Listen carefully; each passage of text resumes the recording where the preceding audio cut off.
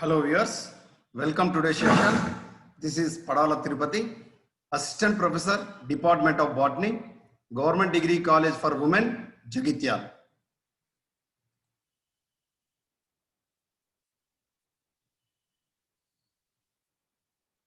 Today's our topic is Avarna Vyavastha. ఆవరణ వ్యవస్థ. ఈ ఆవరణ వ్యవస్థ అనేటువంటిది ఆవరణ శాస్త్రానికి సంబంధించి నిర్మాణాత్మక మరియు క్రియాత్మక ప్రమాణంగా పిలుస్తాము. ఆవరణ వ్యవస్థ అనేది ఆవరణ శాస్త్రానికి సంబంధించి క్రియాత్మక మరియు నిర్మాణాత్మక ప్రమాణంగా పిలుస్తాము. ఈ ఆవరణ వ్యవస్థ అనేటువంటి పదాన్ని మొట్టమొదటిసారిగా మనకి ఇచ్చినటువంటి శాస్త్రవేత్త ఏజీ టాన్స్లే 1935 సంవత్సరంలో. మరి ఈ ఆవరణ వ్యవస్థ అనేటువంటి దానికి సంబంధించినటువంటి అంశాలు మనం తెలుసుకోబోయే ముందు ఆవరణ శాస్త్రానికి సంబంధించినటువంటి నిర్వచనం చూద్దాం. తర్వాత ఆవరణ వ్యవస్థకు వెళ్ళిపోదాం. ఇక్కడ ఆవరణ శాస్త్రం అనేటువంటిది జీవులు తమ చుట్టూ ఉండేటువంటి పరిసరాలను గురించి అధ్యయనం చేసేటువంటి శాస్త్రాన్ని ఆవరణ శాస్త్రంగా మనం చెప్పుకుంటాం. ఈ ఆవరణ శాస్త్రానికి సంబంధించి జీవులు తమ చుట్టూ ఉండేటువంటి పరిసరాలతో ప్రత్యక్షంగా కానీ పరోక్షంగా కానీ ప్రాథమిక అవసరాల కోసం లేదా ఇతరత్ర ఆవాసం కోసం కానీ ఆహారం కోసం కానీ లేదా ప్రత్యుత్పత్తి కోసం కానీ అనునిత్యం ఆధారపడుతూ ఉంటాయి. వీటికి సంబంధించినటువంటి శాస్త్రాన్ని మనం ఆవరణ శాస్త్రంగా మనం చెప్పుకుంటాం. మరి ఆవరణ శాస్త్రానికి సంబంధించి ఇందులో సజీవులు మరియు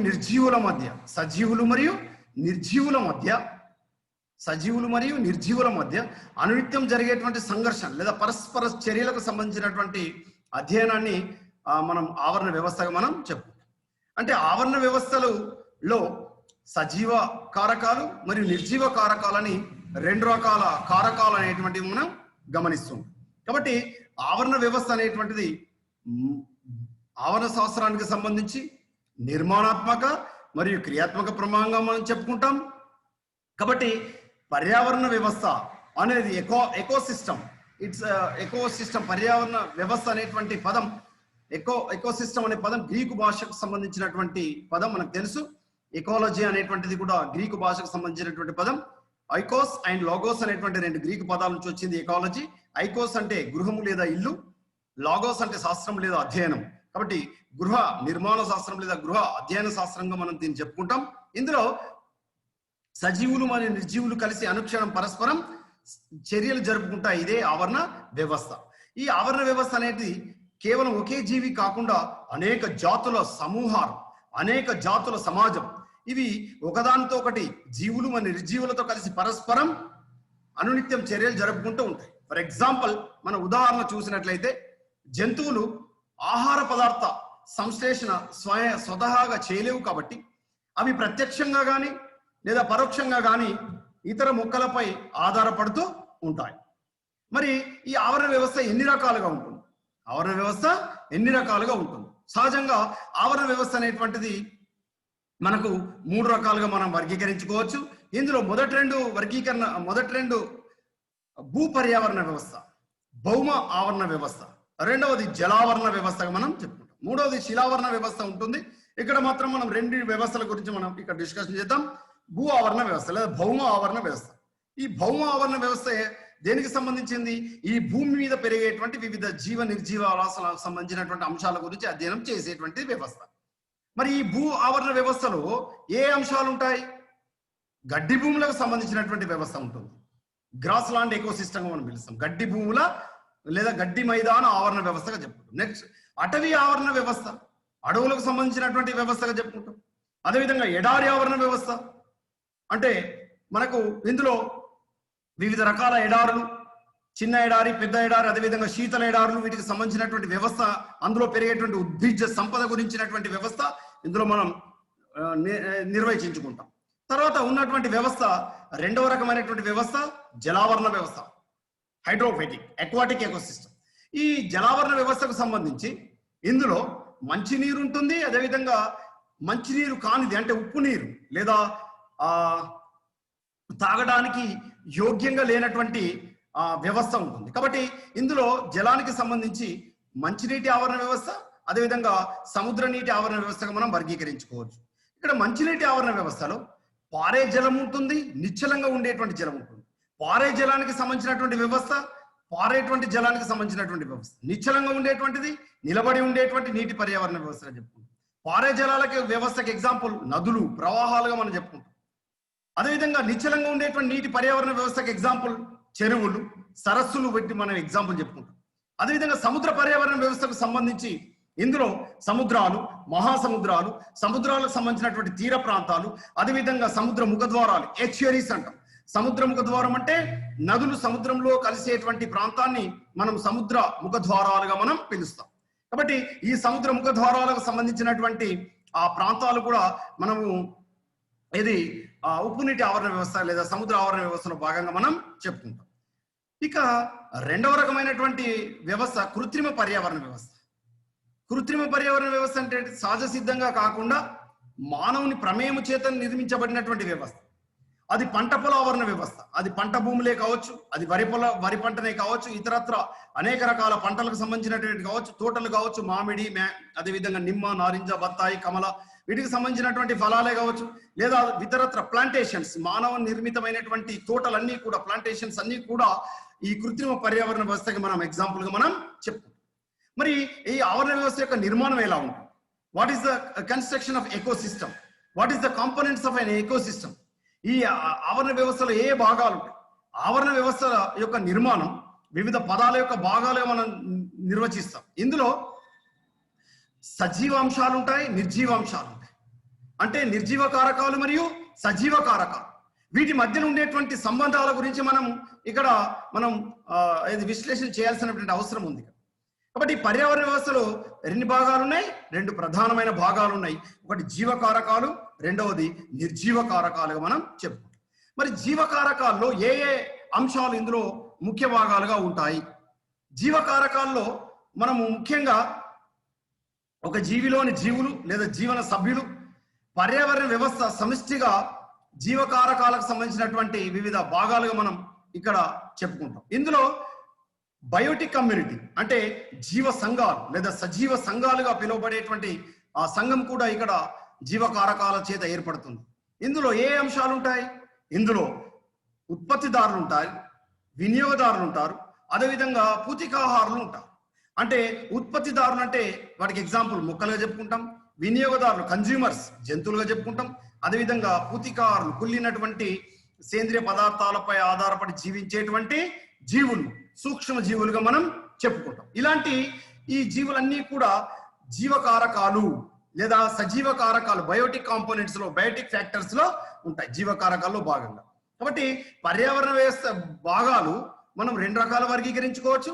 ఇందులో సజీవ కారకాలు మరియు నిర్జీవ కారకాలు. సజీవ కారకాలలో మొక్కలు, జంతువులు, సూక్ష్మ జీవులు అనేటువంటివన్నీ కూడా ఇందులో ఉంటాయి. మరి మొట్టమొదటి సజీవ కారకాల్లో మొట్టమొదటి అంశం ఏంటంటే వాటికి సంబంధించి ఉత్పత్తిదారులు, ప్రొడ్యూసర్స్. ఈ ఉత్పత్తిదారుల్లో అన్ని కూడా ఆకుపచ్చని మొక్కలు, అంటే ఆకుపచ్చని భాగాలు కలిగినటువంటి మొక్కలన్నీ కూడా కిరణజన్య సమీక్రియ అనేటువంటి ఒక జీవరసాయన చర్య ద్వారా కాంతి సమక్షంలో పత్రహరితం అనే పిలువబడేటువంటి మొక్క యొక్క భాగం కార్బన్ డైఆక్సైడ్ నీటిని వినియోగించుకొని సంక్లిష్ట పదార్థమైనటువంటి గ్లూకోజ్ను ఏర్పాటు చేసేటువంటి, అదేవిధంగా ఆక్సిజన్ విడుదల చేసేటువంటి ఒక జీవరసాయన చర్యను మనం ఏమని పిలుస్తామంటే ఇక్కడ కిరణజన్య సమయక్రియ అంటాం. కాబట్టి కిరణజన్య సమయక్రియ ద్వారా ఆహార పదార్థాలు ఏవైతే తయారు చేస్తాయో ఆ తయారు చేసేటువంటి జీవులను ఇక్కడ స్వతహాగా ఆహార పదార్థాలు తయారు చేస్తున్నాయి. కాబట్టి ఆ జీవులను ఇక్కడ మనం ఏమని పిలుస్తాము? ఉత్పత్తిదారులుగా పిలుస్తాం. ఆటోట్రోప్స్ అని పిలుస్తాం. ఉత్పత్తిదారులు, ప్రొడ్యూసర్స్. సో ఆటోట్రోప్స్ కు ఎగ్జాంపుల్ అన్ని మొక్కలు కిరణజన్య సమీకరణ ద్వారా ఆహార పదార్థాలు తయారు చేస్తాయి. కాబట్టి వీటిని ఉత్పత్తిదారులుగా పిలుస్తాం. కాబట్టి ఆవరణ వ్యవస్థలో ఇవి మొదటి స్థానంలో మూల వ్యవస్థలో ఉండేటువంటి నిర్మాణాలు. మొదటి నిర్మాణం, మొదటి జీవకారకము, ప్రైమరీ ప్రొడ్యూసర్స్, ప్రాథమిక ఉత్పత్తిదారులుగా మనం పిలుస్తాం మొక్కలన్నీ కూడా. మరి ఈ మొక్కలు కిరణజన్య సమీకరణ ద్వారా ఏ విధంగా తయారు చేస్తాయి? ఇక్కడ మనకు స్లైడ్ చూస్తున్నాము. ఈ స్లైడ్ అనేటువంటి ఎలా ఎలాబొరేట్ గా మనకు వివరిస్తుంది చూడండి.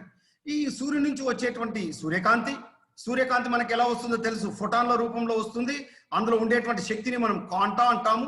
కాబట్టి ఇందులో ఉండేటువంటి శక్తిని ఇక్కడ ఆకుపచ్చగా ఉండేటువంటి భాగం క్లోరోఫిల్, పత్రహరితము, ఆకుపచ్చగా ఉండేటువంటి భాగము పత్రహరితం. ఇది పత్రహరితము. ఈ పత్రహరితం ఏం చేస్తుంది? వాతావరణంలో ఉండేటువంటి కార్బన్ డైఆక్సైడ్, CO2, అదేవిధంగా మొక్కలు స్వీకరించినటువంటి నీటి అణువును తీసుకొని ఈ రెండింటిని కలుపుకొని పత్రహరితము కాంతి సమక్షంలో ఏం చేసింది? ఇవి సరళ పదార్థాలు, ఇవి సింపుల్ ఉండేటువంటి కాంపౌండ్స్. ఈ సింపుల్ గా ఉండేటువంటి సరళంగా ఉండేటువంటి కార్బన్ డైఆక్సైడ్ వాటర్ మాలిక్యూల్స్ ఈ కాంతి సమక్షంలో దేనిగా మారుతుంది? ఒక కాంప్లెక్స్ మాలిక్యూల్స్ గా మారిపోతుంది, ఒక సంక్లిష్ట పదార్థంగా మారిపోతుంది. ఆ సంక్లిష్ట పదార్థాన్ని మనం ఏమన్నాము? గ్లూకోజ్ లేదా కార్బోహైడ్రేట్ లేదా పిండి పదార్థంగా మనం చెప్పుకుంటాం. ఇది కాంతి సమక్షంలో జరిగేటువంటి చర్య. ఇది మొత్తం కలిపి దీన్ని మనం ఏమంటాం? కిరణజన్య సమయక్రియకి సంబంధించినటువంటి ఒక సమీకరణము చాలా క్లియర్ గా మనం చెప్పుకోవచ్చు. ఇక తర్వాత ఉన్నటువంటిది ఏంటి? ఆవరణ వ్యవస్థలో వినియోగదారులు. సజీవ కారకాల్లో రెండవది ఏంటి? వినియోగదారు. ఈ వినియోగదారుల్లో ఎవరెవరు ఉంటారు? వినియోగదారులు అంటే ఎవరు?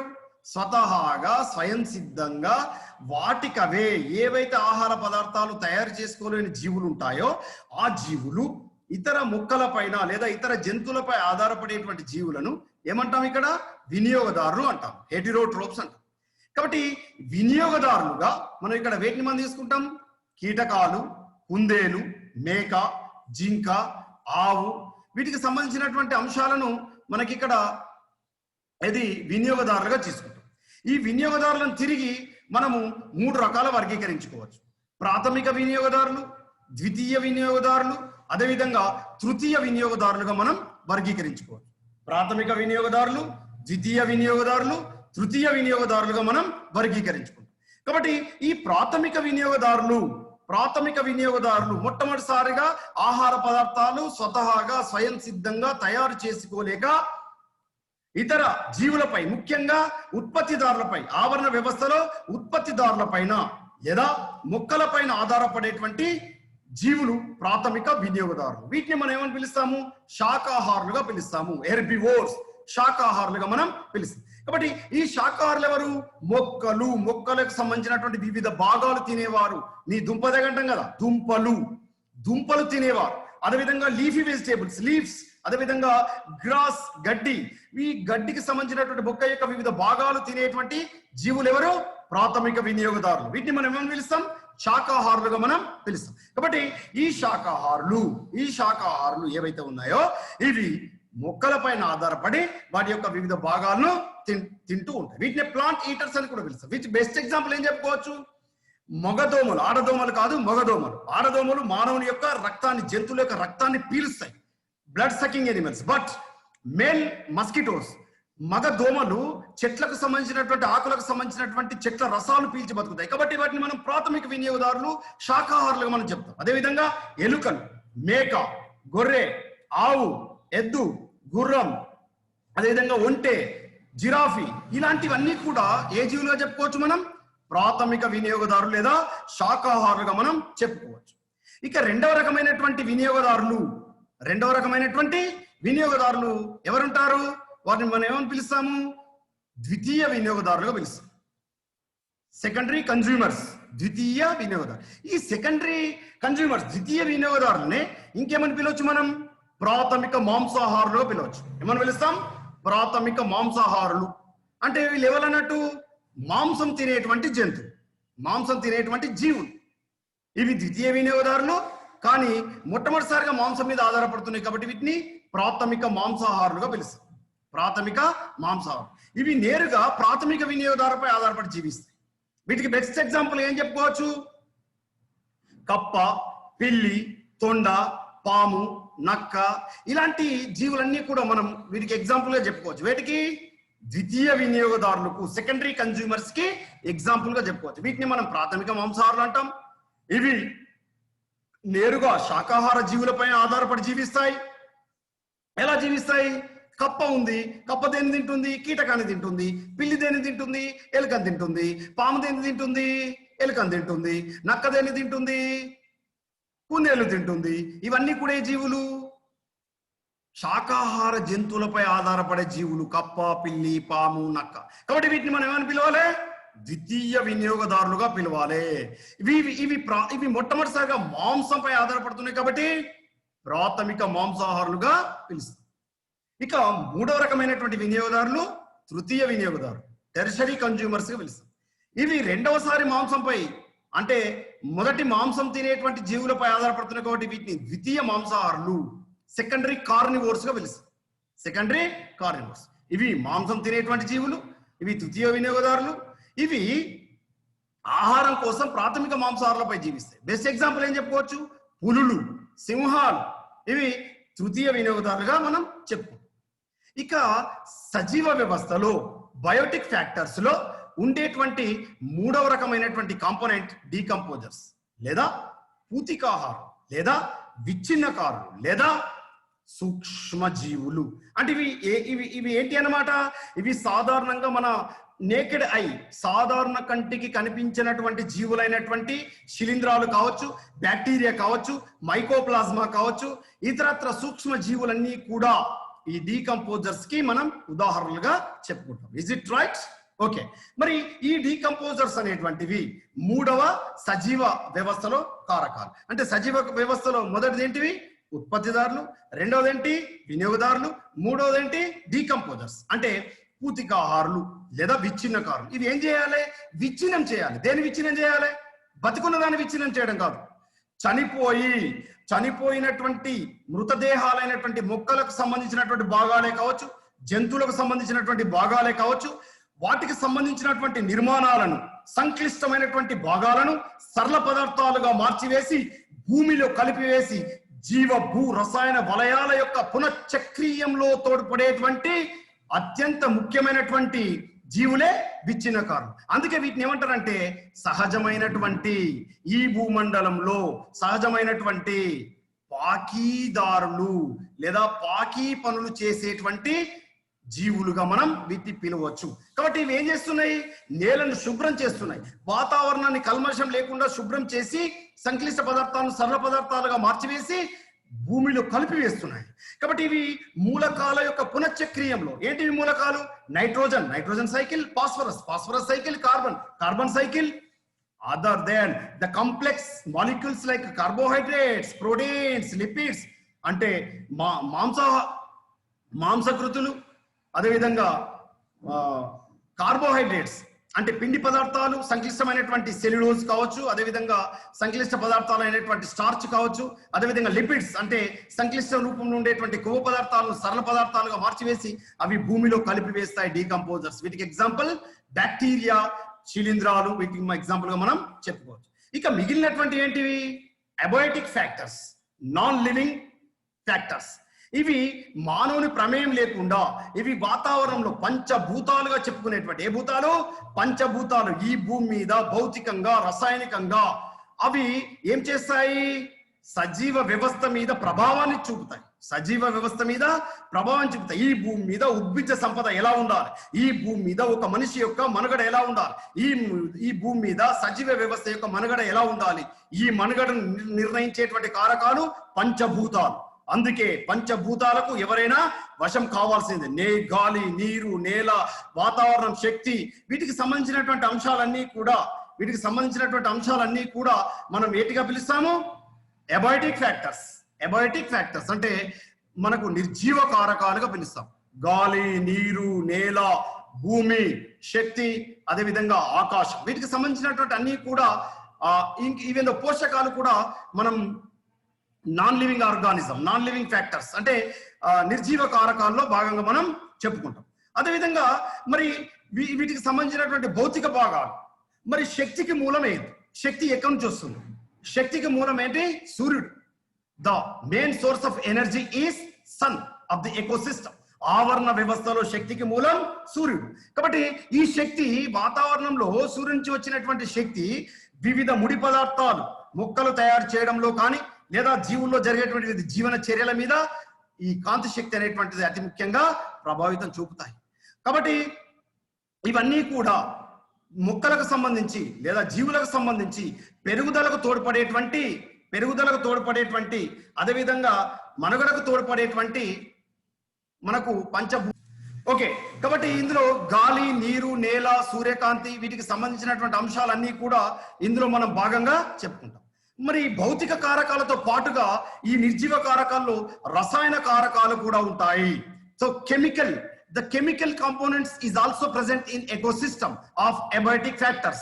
నిర్జీవ కారకాల్లో రసాయన భాగాలు కూడా ఇందులో ఉంటాయి. అవేంటేంటి మరి? సేంద్రియ పదార్థాలు, అదేవిధంగా అసేంద్రియ పదార్థాలు లేదా కర్బన పదార్థాలు, అదేవిధంగా కొన్ని స్థూల మూలకాలు కూడా ఇందులో భాగంగా ఉంటాయి. కాబట్టి సేంద్రియ పదార్థాలలో ప్రోటీన్లు, లిపిడ్లు, కార్బోహైడ్రేట్లు, వీటికి సంబంధించినటువంటి అంశాలన్నీ కూడా ఈ సేంద్రియ పదార్థాలు మనం చెప్పుకోవచ్చు. పిండి పదార్థాలు, మాంసకృతులు, అదేవిధంగా కొవ్వులకు సంబంధించినటువంటి అంశాలు కూడా ఈ సేంద్రియ పదార్థాల్లో భాగంగా మనం చెప్పుకోం. మరి అకర్బన పదార్థాలు ఏంటి? అకర్బన పదార్థాల్లో ఏముంటాయి? మూలకాలు ఉంటాయి. ఏ మూలకాలు? సూక్ష్మ మూలకాలు ఉంటాయి. అకర్బన పదార్థాల్లో సూక్ష్మ మూలకాలు, స్థూల మూలకాలు అని రెండు రకాల మూలకాలు ఉంటాయి. సూక్ష్మ మూలకాలు, స్థూల మూలకాలు మీరు ఆల్రెడీ ఇంటర్మీడియట్ లో చదివి వచ్చారు. ఇక్కడ సూక్ష్మ మూలకాల కింద జింక్, కాపర్, కోబాల్ట్, అల్యూమినియం, అదేవిధంగా మాంగనీస్, మాలిబ్డినం, ఈ అంశాలన్నీ కూడా మనకు సూక్ష్మ మూలకాల్లో భాగంగా చెప్పుకుంటాం. మరి స్థూల మూలకాల్లో భాగంగా ఏం చెప్పుకుంటాం? Carbon, hydrogen, oxygen, nitrogen, phosphorus and potassium.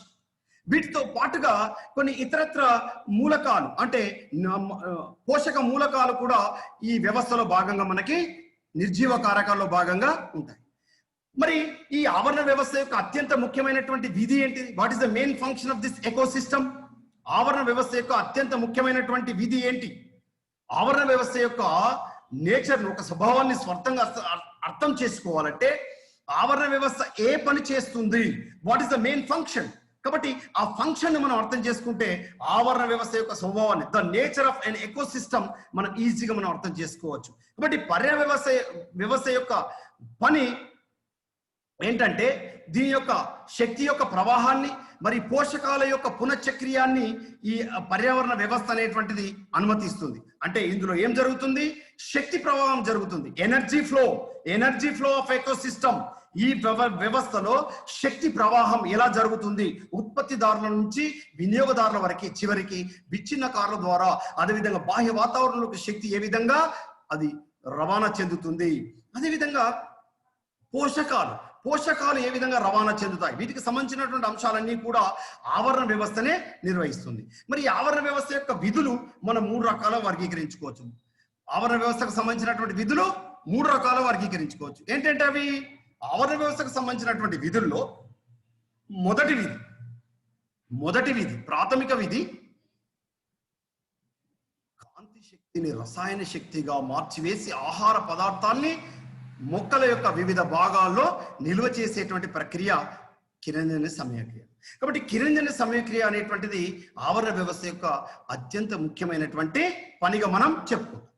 మరి రెండవ రకమైనటువంటి విధి ఏంటి? ఆవరణ వ్యవస్థకు సంబంధించి రెండవ రకమైనటువంటి విధి శక్తి పంపిణీ.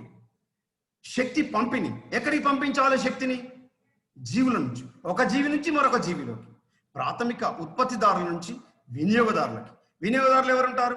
ఉత్పత్తిదారుల నుంచి ప్రాథమిక వినియోగదారులు, ప్రాథమిక వినియోగదారుల నుంచి ద్వితీయ వినియోగదారులు, ద్వితీయ వినియోగదారుల నుంచి తృతీయ వినియోగదారులు. ఇవన్నీ కూడా చనిపోయి మృతకలేబరాలుగా మారిన తర్వాత విచ్ఛిన్నకారుల్లోకి వెళ్ళి విచ్ఛిన్నకారులు వాటిని విచ్ఛిన్నం చేసి శక్తిని మళ్ళీ భూమిలో కలిపివేసేటువంటి ఈ శక్తి, ఈ పంపిణీ శక్తి అంతా కూడా ఎక్కడ జరుగుతుంది? రెండవ రకమైనటువంటి విధిలో మనం భాగంగా చెప్పుకోవాలి. ఇక మూడవ రకమైనటువంటి విధి ఏంటి? మూడవ రకమైనటువంటి విధి ఏంటంటే ఆవరణ వ్యవస్థలు ఒక నిర్దిష్ట దశలో ఆహారం తీసుకున్నప్పుడు అవి వివిధ చక్రాల ద్వారా, పునఃచక్రీయం ద్వారా చనిపోయి కుళ్ళిపోయినటువంటి ఆ జీవులు మళ్ళీ భూమిలో కలిసిపోయి అవి ఒకదాని నుంచి మరొకదానికి ఆహారపు గొలుసుల ద్వారా, శక్తి ప్రవాహం ద్వారా, ఆహారపు చక్రాల ద్వారా, ఆహారపు వల ద్వారా, ఆహార పిరమిడ్ల రూపంలో వీటన్నిటిని మనం ఒక వ్యవస్థీకృతమైనటువంటి అంశంగా మనం ఆవరణ వ్యవస్థకు సంబంధించినటువంటి మూడవ విధిగా మనం చెప్పుకోవచ్చు. ఓకే, మరి ఆవరణ వ్యవస్థలో శక్తి ఎలా ప్రవహిస్తుంది? ఆవరణ వ్యవస్థలో శక్తి ఎలా ప్రయాణిస్తుంది? మనకు తెలుసు, మన భూమి ఒక గ్రహం, మన భూమి అనేటువంటిది ఒక గ్రహం. ఈ సౌర మండలంలో భూమి అనేటువంటిది ఒక గ్రహం. మరి ఈ గ్రహానికి శక్తి అవసరం. ఈ శక్తికి మూలం సూర్యుడు. శక్తికి మూలం సూర్యుడు. కాబట్టి ఈ సూర్యుడి నుంచి వచ్చేటువంటి శక్తి మొక్కలు కాంతి శక్తిని రసాయన శక్తిగా మార్చివేసి కిరణజన్య సంయోక్రియ ద్వారా వివిధ భాగాలలో తయారు ఆహార పదార్థాలను నిల్వ చేస్తూ ఉంటాయి. కాబట్టి వీటిని ఉత్పత్తిదారులు అంటారు. కాబట్టి ఉత్పత్తిదారులోకి మొదటి శక్తి వచ్చింది. తర్వాత అలా శక్తి వచ్చినప్పటికీ మై డియర్ ఫ్రెండ్స్ రిమెంబర్, ఆకుపచ్చని మొక్కల్లో సూర్యుడి నుంచి వచ్చినటువంటి శక్తి మొత్తం మొక్కలు వినియోగించుకోలేవు మిత్రమా. అందులో కేవలం 1% మాత్రమే, కేవలం 1% of the energy from sunlight, that energy which utilise of this plants. కిరణజన్య సమగ్ర కోసం ఎంత శాతం వినియోగించబడుతుంది? కేవలం 1% మాత్రమే వినియోగించబడుతుంది మిత్రమా. కాబట్టి మిగతా శక్తి అంతా ఏమవుతుంది మరి? బాహ్య వాతావరణంలోకి, ఎక్కడికి? బాహ్య వాతావరణంలోకి తిరిగి వెదజల్లబడుతుంది. కాబట్టి కేవలము వచ్చేటువంటి గ్రహించినటువంటి అంటే సూర్యుడి నుంచి వచ్చేటువంటి సూర్యశక్తిలో కేవలము minimum just 1% of the energy from sunlight, 1% మాత్రమే వినియోగించబడి మిగతా అంతా కూడా బాహ్య వాతావరణంలోకి మరి ఏం జరుగుతుంది? వెదజల్లబడుతుంది, పరివర్తన చెందబడుతుంది. మరి పర్యావరణ వ్యవస్థలో అన్ని ఇతర జీవులకు శక్తిని అందించడానికి ఈ శక్తి అత్యంత ముఖ్యమైనటువంటి మూల శక్తి. అయితే ఇందులో మొక్కలు కాంతి శక్తిని ఏమని చెప్పుకున్నాం? రసాయన శక్తిగా మార్చివేస్తాయి. మిగిలినవి ఆ రసాయన శక్తిగా మార్చివేసినటువంటి ఆహార పదార్థం ఉత్పత్తిదారు నుంచి వినియోగదారులోకి ఆ ఆహారం ద్వారా ఆ శక్తి అనేటువంటిది ఏమవుతుంది? బదిలీ చేయబడుతుంది. దాన్ని మనం ఏమంటాం? గ్రేజింగ్ ఆర్ బ్రౌజింగ్ అంటాం. సింపుల్ చెప్పాలంటే తినడము. ఏం చేయడం? తినడం. హాయిగా కూర్చొని మనం ఎట్లయితే తింటామో అలాగే ఇతర జంతువులు మొక్కలకు సంబంధించినటువంటి భాగాలు తీసుకున్నప్పుడు అలా తిని ద్వారా ఆ ఆహారం ద్వారా ఏం జరుగుతుంది? ఆ శక్తి అనేటువంటిది బదిలీ చేయబడుతుంది. ఎక్కడికి బదిలీ చేయబడుతుంది? ఉత్పత్తిదారుల నుంచి వినియోగదారుల్లోకి లేదా చివరికి పర్యావరణ వ్యవస్థలోకి ఏం చేస్తుంది? బదిలీ చేయబడుతుంది. ఎలా? వివిధ పోషక స్థాయిల ద్వారా, through different trophic levels. So this is one of the flow chart, the diagrammatic explanation about how the energy flows. శక్తి ప్రవాహము బాహ్య వాతావరణంలో ఎలా జరుగుతుంది? సూర్యుడి నుంచి ఉత్పత్తిదారులకు జరుగుతుంది. ఉత్పత్తిదారు నుంచి కొంత శ్వాసక్రియ ద్వారా ఉష్ణ రూపంలో బయటకు వెళ్ళిపోతుంది. ఉత్పత్తిదారుల నుంచి వినియోగదారులోకి వెళ్తుంది. ఆ వినియోగదారులు జరిపేటువంటి వివిధ రకాల జీవ రసాయన చర్యల ద్వారా విడుదలైనటువంటి ఉష్ణం ద్వారా కొంత శక్తి బాహ్య వాతావరణంలోకి విడుదలవుతుంది. ఆ తర్వాత మిగిలినటువంటి శక్తి విచ్ఛిన్నకారులోకి ప్రవేశిస్తుంది. ఆ విచ్ఛిన్నకారులు జరిపేటువంటి వివిధ రకాల జీవరసాయన చర్యల ద్వారా కొంత శక్తి ఉష్ణం రూపంలో, శ్వాస రూపంలో బాహ్య వాతావరణంలోకి విడుదలవుతుంది మిత్రమా. చివరిది మిగిలింది ఇనార్గానిక్ న్యూట్రియంట్స్ గా అది భూమిలోకి భౌమ వాతావరణంలో కలిసిపోయి లేదా బాహ్య వాతావరణంలోకి కలిసిపోయి తిరిగి మళ్ళీ ఉత్పత్తిదారులను చేరుతుంది. ఇది ఒక పునశ్చక్రీయంగా జరిగేటువంటి విధానం. మరి ఈ శక్తి ప్రవాహానికి సంబంధించి, ఎనర్జీ ఫ్లోకు సంబంధించి, ఈ శక్తి ప్రవాహానికి సంబంధించి మనకు థర్మోడైనమిక్స్ అంటే దీనికి సంబంధించినటువంటి మనకు 2 రకాల నియమాలు ఉన్నాయి మిత్రమా. 2 సూత్రాలు ఉన్నాయి. ఈ 2 సూత్రాలు ఏం చెప్తాయి?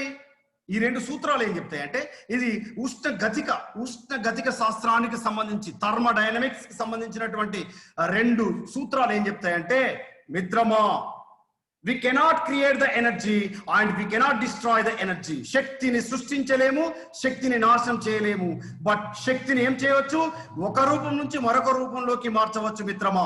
శక్తిని సృష్టించలేము. we cannot create the energy and we cannot destroy the energy, but the energy which is transformed from one form to another form, ఒక రూపం నుంచి మరొక రూపంలోకి ఈ శక్తిని మనం ఏం చేయవచ్చు? మార్చవచ్చు అని పేర్కొంటుంది. ఏం పేర్కొంటుంది? ద్రవ్య శక్తి నిత్యత్వ నియమం. థర్మోడైనమిక్స్ సంబంధించినటువంటి మొట్టమొదటి శక్తి నిత్యత్వ నియమం ఏం చెప్తుంది? శక్తిని సృష్టించలేము, నాశనం చేయలేము, కానీ ఒక రూపం నుంచి మరొక రూపంలోకి మార్చవచ్చు అని చెప్తుంది. ఒక రూపంలోంచి మరొక రూపంలోకి మార్చివేయవచ్చు.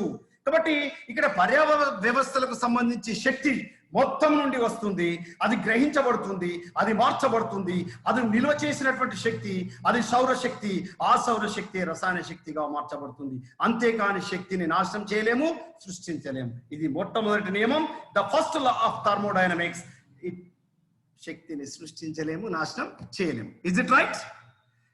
చాలా రెండోది చూద్దాం. రెండోది ఏంటి? థర్మోడైనమిక్స్ సంబంధించినటువంటి రెండవ సూత్రం ఏం చెప్తుందంటే the thermodynamic law of the second law state, శక్తి రూపాంతరం చెందినప్పుడల్లా the energy transform or modified, రూపాంతరం చెందినప్పుడల్లా వేడి విడుదల ద్వారా శక్తి కోల్పోతుంది. శక్తి ఏం జరుగుతుంది? కోల్పోవడం జరుగుతుంది. అంటే ఏంటి?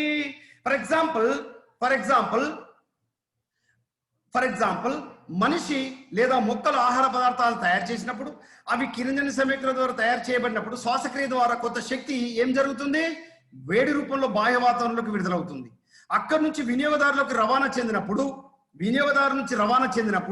వినియోగదారులు అంటే ప్రాథమిక వినియోగదారుడు కావచ్చు, ద్వితీయ వినియోగదారుడు కావచ్చు, తృతీయ వినియోగదారుడు కావచ్చు, తృతీయ వినియోగదారుడు కావచ్చు. ఈ ద్వితీయ తృతీయ